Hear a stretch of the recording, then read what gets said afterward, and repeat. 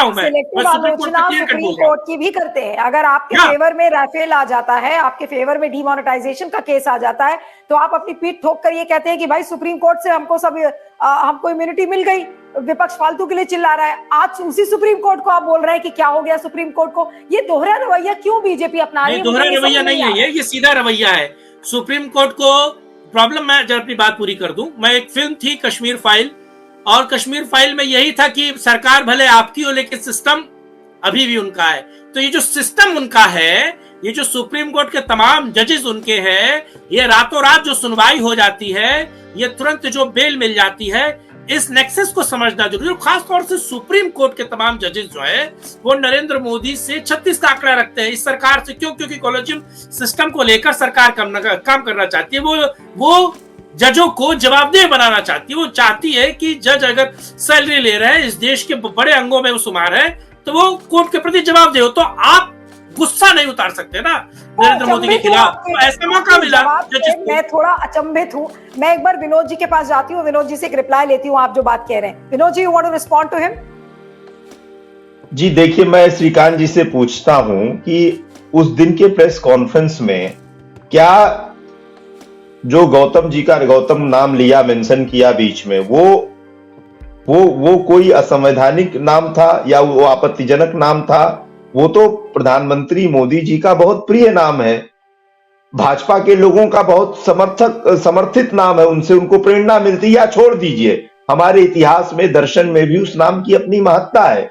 तो उस नाम, केवल नाम मात्र लेने से, वही मैं श्रीकांत जी से कह रहा हूं, इनकी बातें विरोधाभासी जरूर है, क्योंकि आमतौर पे ऐसा नहीं होता। क्योंकि ये पूरा जो कृत्य भारतीय जनता पार्टी ने किया है नीलू जी, वो बिना सोचे समझे जबरदस्ती एक बच्चा जो जिद में, या ऐसा व्यक्ति जो कहीं ना कहीं उसमें कुछ विकार है, मानसिक विकार है, मानसिक रूप से दिवालियापन है, उस प्रकार से ये सरकार व्यवहार कर रही है। अगर स्लिप ऑफ टंग की वजह से या भूलने की वजह से या व्यंग्य में ही अगर कोई नाम ले लिया, तो उसमें समस्या क्या है? आप इतनी कठोर कार्रवाई करेंगे, आप पहले धमकाएंगे, एफआईआर करेंगे, फिर आप ये सिद्ध कर देंगे, ये संदेश ये देना चाहते हैं हम। मुझे आपसे भी एक सवाल करना है। जो आज सुप्रीम कोर्ट में जब इस बात को लेकर सुनवाई चल रही थी, तो अभिषेक मनु सिंघवी ने खुद इस बात को कहा कि पवन खेड़ा जी को इस तरह से बात नहीं करनी चाहिए थी, लेकिन उन्होंने बाद में माफी मांगी। यानी कि कोर्ट के सामने अभिषेक मनु सिंघवी को भी ये कहना पड़ा कि वो गलत थे। तो मेरा जो आपसे सवाल है कि कांग्रेस अपनी गलतियों से सीखती क्यों नहीं है? अगर आपको पता है कि ये एक ऐसी सरकार है कि आप कुछ भी बोलेंगे या कुछ स्लिप ऑफ टंग होगा, आपकी किसी भी गलती को पकड़कर आपको वो जेल भेज देगी, तो आपके नेता क्या सबक क्यों नहीं सीखते? क्या उनको नहीं बात ये समझ में आती कि एक ऐसी सरकार है तो हम एक ऐसा एक्शन करें जिससे कि हमारी बात भी रखी जाए और फिर हमारे ऊपर कोई आज भी ना आ जाए? अब आपके प्लीनरी सेशन है, आपके एक नेता को उठा के बंद कर दी थी ये सरकार। ठीक है, मैं ये नहीं कह रही हूँ कि वो सही है, या मैं किसी तरह से बीजेपी को जस्टिफाई करने की कोशिश नहीं कर रही हूँ। मेरे कहने का मतलब ये है कि कांग्रेस के लिए यहाँ पर लर्निंग लेसन्स भी तो होने चाहिए ना।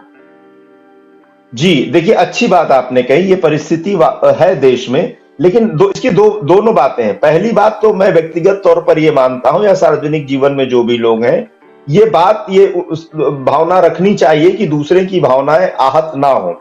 व्यक्तिगत बिलो द बेल्ट किसी भी तरफ से कमेंट्स ना आए, लेकिन जब नहीं, तो यानी कि दामोदर दास जी को गौतम दास बोलना, शायद वो पवन खेड़ा बच सकते थे, इस चीज से बच सकते थे। नहीं, अब नीलू जी, मैं उसके अगले प्रश्न के अगले उस पे आता हूं खंड पे। देखिए, लेकिन जो आज देश के हालात हैं, समझिए, विषय की गंभीरता को समझिए। आज जो वातावरण है, आज जो देश के हालात हैं, लोकतंत्र में लोकस्वर की पूरी तरीके से अनदेखी, जो सरकार की जिम्मेदारी और जवाबदेही है, उसका प्रतीक बनते हुए, लोगों को सचेत करते हुए सरकार से संवैधानिक तरीके से बड़े मानवीय तरीके से अगर सवाल पूछता है, तो सरकार इस हद तक अपने पावर का एक्सरसाइज करेगी। क्यों? क्योंकि सवाल से उसको आपत्ति है, सवाल से भागना है, सवाल करने वाले को परेशान करना है। जब भी इस प्रकार का तानाशाही रवैया होता है, तानाशाह शासक होता है, तो ऐसे समय में कुछ एहतियात को दरकिनार करते हुए भी जनता की आवाज बनने के लिए, जनता के सवालों का जवाब पाने के लिए, सरकार से सवाल करने के लिए नीलू जी थोड़ा सा सख्त होकर सवाल भी पूछा जाना चाहिए।